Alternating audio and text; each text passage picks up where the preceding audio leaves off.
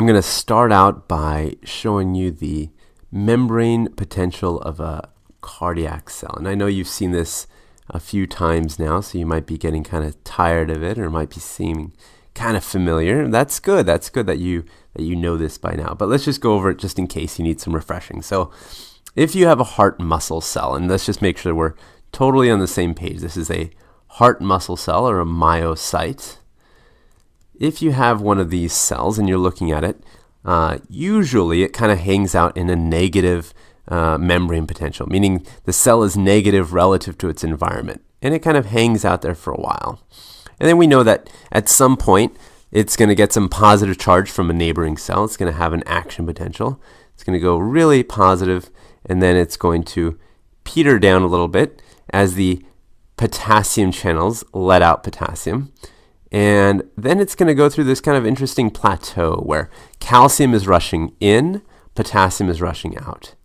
And finally it kind of goes back down as potassium wins the game. And potassium kind of drives it back down to its kind of happy place where it likes to be, and around -90 or so. So these are the phases of an action potential, and we know that they're numbered off. This is phase 0, or 4 rather, phase 0, and this is 1, 2, and 3. So these are the kind of the normal phases and how we kind of count off what it would look like. And what I want to do now is kind of draw your attention to the heart. And let's not lose sight of kind of what the whole organ looks like. And this is kind of our 4-chambered organ. This is our heart muscle with the 2 ventricles down here and our 2 atria up top. And this is our right atrium, right ventricle, and left ventricle. So this is what it looks like, right? And there are actually nerves that come and sit on different parts of this. So there's a nerve that might come and sit right there. And this might be a parasympathetic nerve. I'll write P for parasympathetic. And actually parasympathetic nerves also come over to the left atrium. They settle in on left atrial tissue as well. And you also have sympathetic nerves that come and settle in over here and on the other side as well. Now, as far as the ventricles go, you really only have sympathetic nerves down here. So that's an interesting thing, and I wanted to point that out to you. So you really only have sympathetic nerve stimulation. You don't really have much parasympathetic activity down here. So I'm going to focus in now. The rest of this video is actually going to just focus in on the ventricles. I'm actually going to just kind of ignore what happens in the atrium, because the main point I want to make is that sympathetic activity on the ventricles is going to cause increased contractility, meaning you're going to be able to cause increased force of contraction. And why do I not care as much about the force of contraction of my atria? Well, it's because the atria are going to be used to help fill up my ventricles. But my ventricles, the force of contraction of my ventricles is really important, because that's going to affect how the blood gets to the rest of the body and to the lungs. And so that's why I want to focus in on just the ventricles for the rest of this talk. Now, I'm going to draw a ventricular cell. So this is a ventricular muscle cell. Let's say it's right here. This is this little guy over here where the X is. So this ventricular cell, I'm actually also going to even be more specific. I'm going to focus in on what happens in phase 2 and 3. Phase 2 and 3 of this cell. So our ventricular cell, it's going to, in phase 2, have some channels. It's going to have some potassium channels, voltage gated, potassium leaving.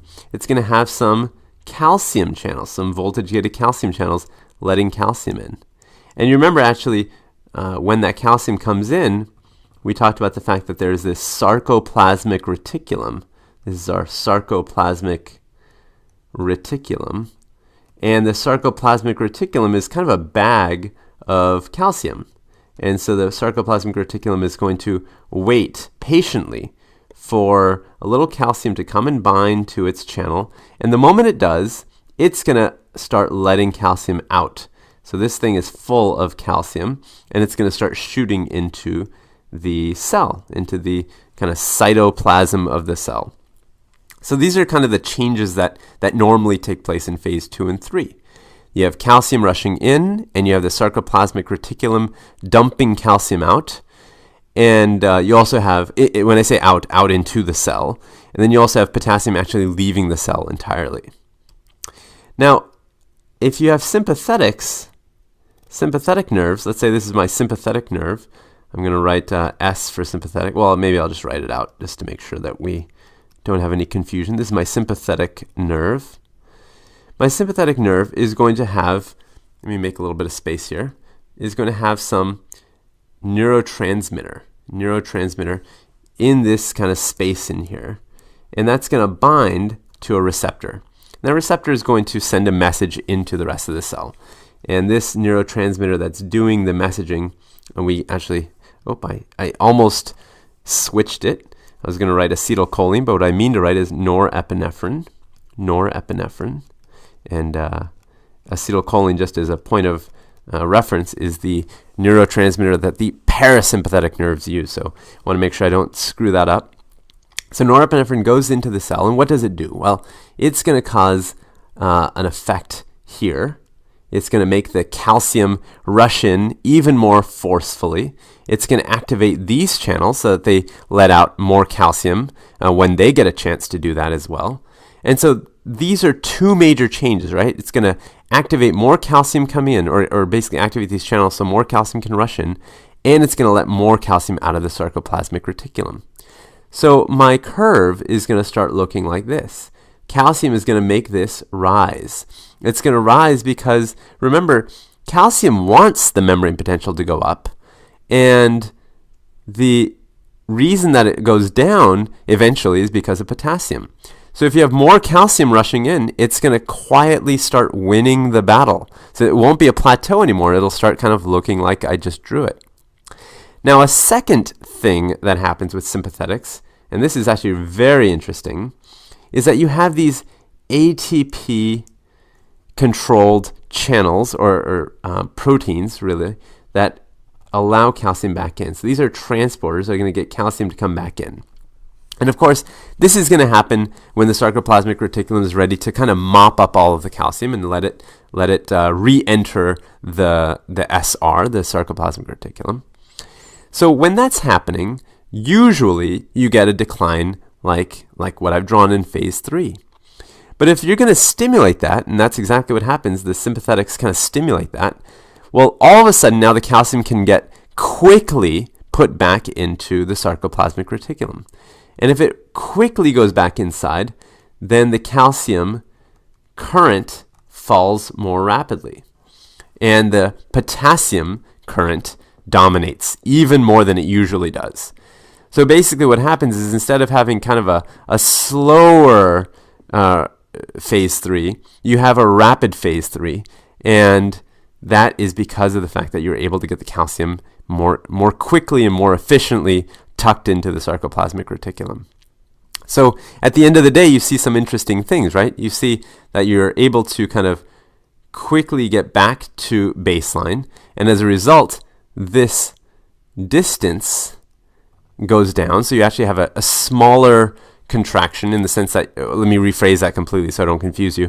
You don't have a smaller contraction, you have a shorter in terms of time contraction, but you have more calcium that's actually coming into the cell. So these are two key changes I want to point out to you. The fact that you have more calcium coming in, but it's a shorter period of time. So those are the effects of the sympathetic nerves on the ventricular muscle cells.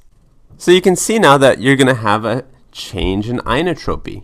And inotropy just means a change in force of contraction, or affecting the force of contraction. And here we're talking specifically about the ventricles, but those are the chambers I said that we care more about kind of in this scenario. And so inotropy is really shown to be affected right there. So you can see right there you have more calcium, and more calcium means more force. So more force of contraction. And that's because calcium actually directly affects the mechanism that a cell uses to contract. And we'll talk about that in future videos, exactly what that mechanism might look like. But really that increase in calcium is a demonstration of the inotropic effect of a sympathetic nerve. And this effect is actually showing you that the ventricles can repolarize more quickly. So this is more, let's say, rapid ventricular repolarization. So that the ventricles are actually kind of reset and ready to fire again more rapidly. Rapid repolarization. So these are the two major sympathetic nerve effects on the ventricular muscle cells.